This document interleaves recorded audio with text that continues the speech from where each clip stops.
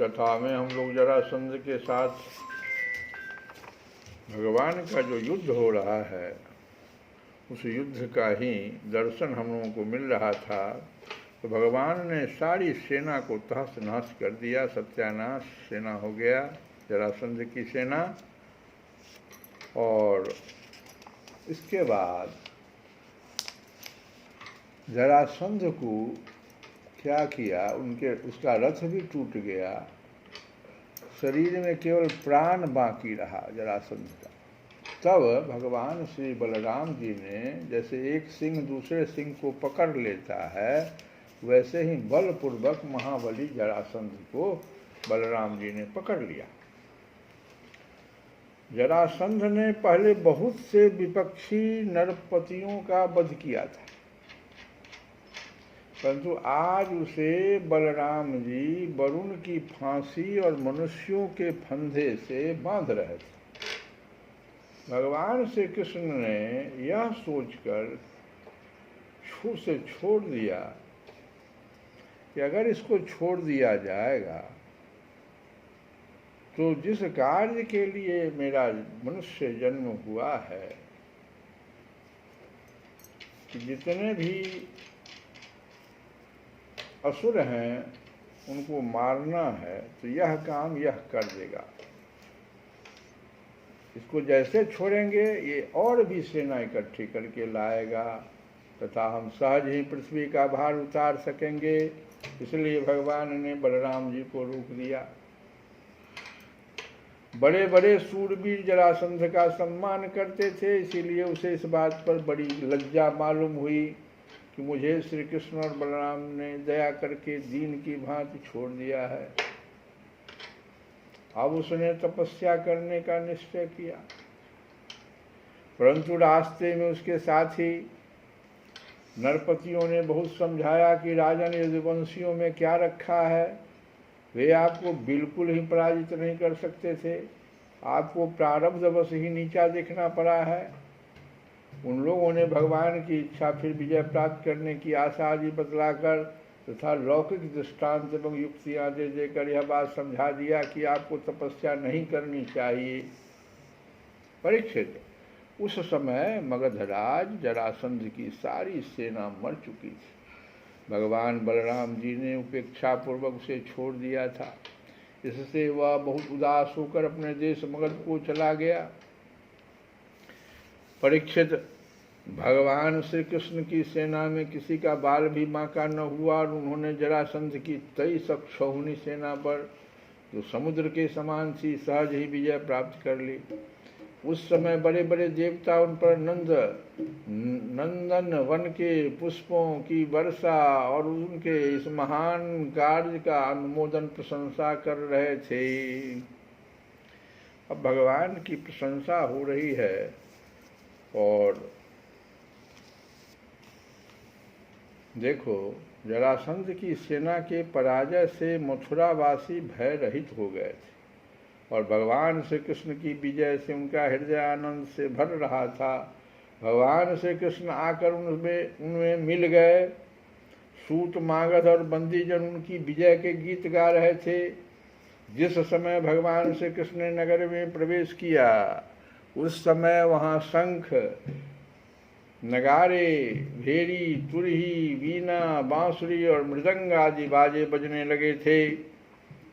मथुरा की एक एक सड़क और गली में छिड़काव कर दिया गया था। चारों ओर हंसते खेलते नागरिकों की चहल पहल थी। सारा नगर छोटी छोटी झुंडियों और बड़ी बड़ी विजय पताकाओं से सजा दिया गया था। छोटी छोटी झंडियाँ थी और बड़ी बड़ी पताकाएं। ब्राह्मणों की वेद ध्वनि गूंज रही थी और सब ओर आनंद उत्सव के सूचक बंधनवार बांध दिए गए थे।